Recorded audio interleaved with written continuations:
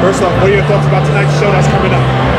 Really pumped up. I love the late night. I'm a night owl. I never sleep, so this is awesome for me. I haven't been back in New Jersey since ECW, so I'm pretty pumped to be back here, and I'm super pumped about all the matches, specifically the main event dream match, Lucha Brothers versus Rob Van Dam and Sabu, neither of whom I've seen since ECW closed, so it's a pretty fun night for me. You mentioned obviously Rob Van Dam just announced that he signed a new deal with the company. Yeah. Was that in talks for quite a while? Is there anyone else you've been trying to? I think, you know, since Scott and I came in with Ed Nordholm a year and 3 months ago, we talked about reshaping the roster. We talked about a 12 to 18 month plan, that the roster was going to be evolving all the time. Much like if you're a general manager with an NFL football team, you're constantly making tweaks to the roster. We've done that. People leave, we bring new people in. Signing Rob is huge. I got to call a lot of Rob's matches in ECW and was kind of on the ground floor for a lot of it. So having Rob Van Dam here is massive for us because Rob really hasn't lost a step.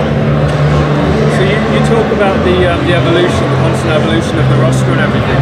Was the working relationship with MLW and AAA always a part of that plan? Yeah, I mean, I think we're open to working with anybody, and it's the old paradigm of pro wrestling where we don't work with you, we only work with him or her or whatever. Like, that's very dated thinking, and the promotions that are still doing that sort of thing, I think are going to have challenges as they move forward. You talked about almost a year and 3 months, kind of taking this from the ground up, changing it. What would you say has been the biggest thing that you've noticed that has changed in the past year? I think that when we came on, there was a real negative stigma around the brand, and I think one of the things we wanted to do was change that. I think we were able to do that faster than what we had originally anticipated, and that's a testament to all of the stars in the roster. I mean, we really remade, if you look at the top 8 of our roster, we really did remake that top 8, and it'll actually, and the next 8 as well. So I think maybe the only guy that is really still here from before who was a top guy is Eddie Edwards. You talk about the Brian Cages, the Johnny Impacts, Penta and Phoenix, Sami Callihan, and more to come, Rob Van Dam, obviously. How close were you to get Chris Jericho and Kenny Omega? You know, I mean, that's a tough one. You'd have to ask them that. I mean, obviously, I have a relationship that goes back a long time with both. We made an offer to Chris that was a real good offer. I think, you know, a year, if you could go back in time a year, and it was us and WWE and New Japan, I think we would have had both of them. But AEW's come on the scene. I think it's great for the business, so it is what it is. And I just saw Kenny last week, and remain really good friends with both guys. Are you in a mode of trying to get bigger name talent right now? You have a pool of young, hungry guys. Are you looking to add more marquee names like that? I think we're always looking to add names, but for me, it begins and ends with the athleticism.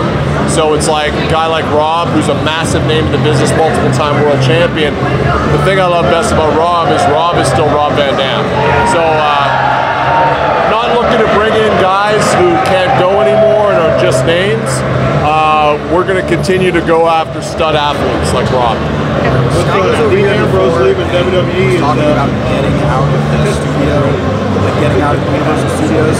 Is there any sort of desire to kind of go on like more of a show tour, like a loop with regular cities like you went to Vegas? Well, I mean, we're doing that now. I don't know if you're saying it's not like a territory, you're going to the same towns, but it's like we're doing like, you know, four show loops every month now, where maybe you're going to have a pay-per-view, a special, a couple TVs, a house show. That's slowly ramping up as well. Like for instance, you have Philadelphia coming up. Yeah. Is there like eyes on Chicago or St. Louis? Or I think all those wrestling markets are wide open. Philly's a good example of that.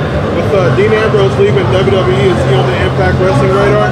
I think Dean would be on anyone's radar, but I'll reserve judgment whether he's actually leaving till I see it. Sounds good.